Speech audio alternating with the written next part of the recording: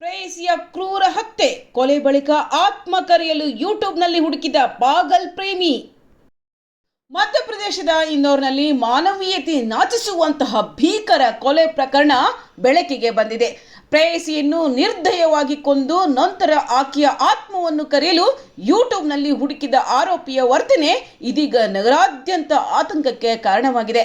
ಇಂದೋರ್ನ ದ್ವಾರಕಾಪುರಿ ಪ್ರದೇಶದಲ್ಲಿ MBA ವಿದ್ಯಾರ್ಥಿನಿಯ ಕ್ರೂರ ಹತ್ಯೆ ಪ್ರಕರಣಕ್ಕೆ ಸಂಬಂಧಿಸಿದಂತೆ ಪಿಯೂಷ್ ದಬ್ನೋಟಿಯಾ ಎಂಬ ಯುವಕನನ್ನು ಪೊಲೀಸರು ಬಂಧಿಸಿದ್ದಾರೆ.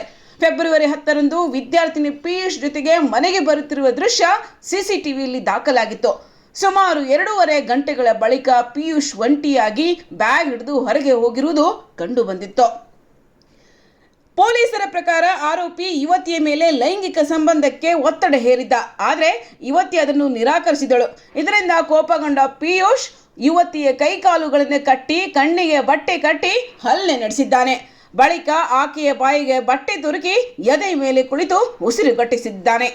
ಇದರಿಂದಲೂ ತೃಪ್ತಿಯಾಗದೆ ಚಾಕುವಿನಿಂದ ಎದೆಯ ಮೇಲೆ ಅನೇಕ ಬಾರಿ ಇರಿದಿದ್ದಾನೆ. ಇರಿತದ ತೀವ್ರತೆಗೆ ಚಾಕುವೆ ಮುರಿದು ಹೋಗಿದೆ ಎಂದು ಪೊಲೀಸರು ತಿಳಿಸಿದ್ದಾರೆ. ಇನ್ನು ಕೊಲೆ ಮಾಡಿದ ಬಳಿಕವೂ ಆರೋಪಿ ಅಲ್ಲಿಂದ ಹೋಗದೆ ಹೊರಗೆ ಹೋಗಿ ಬಿಯರ್ ಖರೀದಿಸಿ ಮೃತದೇಹದ ಪಕ್ಕದಲ್ಲಿ ಕುಳಿತು ಕುಡಿದಿದ್ದಾನೆ. ಅಲ್ಲದೆ ಶವದ ಮೇಲೆಯೇ ಲೈಂಗಿಕ ದೌರ್ಜನ್ಯ ಎಸಗಿ ಬಳಿಕ ಬಟ್ಟೆ ಬದಲಾಯಿಸಿ ಪರಾರಿಯಾಗಿದ್ದಾನೆ ಎನ್ನಲಾಗಿದೆ. ಪಿಯೂಷ್ ಯೂಟ್ಯೂಬ್ನಲ್ಲಿ ಆತ್ಮವನ್ನು ಹೇಗೆ ಕರೆಯುವುದು ಎಂದು ಹುಡುಕಿದ್ದಾನೆ. ಅಲ್ಲದೆ ಧೂಪ ಬೆಳಗಿ ಪ್ರೇಯಸಿಯ ಆತ್ಮದೊಂದಿಗೆ ಮಾತನಾಡಲು ಪ್ರಯತ್ನಿಸಿದ್ದಾನೆ ಎಂದು ಪೊಲೀಸ್ ವಿಚಾರಣೆಯಲ್ಲಿ ಬಹಿರಂಗವಾಗಿದೆ. ವಿದ್ಯಾರ್ಥಿ ಮನೆಗೆ ಬರುತ್ತೇನೆ ಎಂದು ಹೇಳಿದರೂ ರಾತ್ರಿ 11 ಗಂಟೆಗೆ ಆಕೆಯ ಫೋನಿನಿಂದ ಮನೆಗೆ ಬರುವುದಿಲ್ಲ ಎಂಬ ಸಂದೇಶ ಬಂದಿದೆ. ಬಳಿಕ ಮೊಬೈಲ್ ಸ್ವಿಚ್ ಆಫ್ ಆಗಿತ್ತು. ಅನುಮಾನಗೊಂಡು ಕುಟುಂಬದವರು ಪೊಲೀಸರಿಗೆ ದೂರು ನೀಡಿದ್ರು.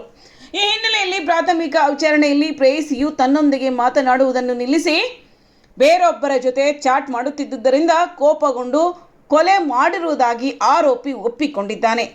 ಪ್ರೇಮ, ಕೋಪ ಮತ್ತು ಅತಿರೇಕದ ಮನೋಭಾವ ಒಬ್ಬ ಯುವಕನನ್ನು ಕ್ರೂರ ಹಂತಕನನ್ನಾಗಿ ಮಾಡಿರುವ ಈ ಘಟನೆ ಸಮಾಜವನ್ನೇ ಬೆಚ್ಚಿ ಬೀಳಿಸಿದೆ.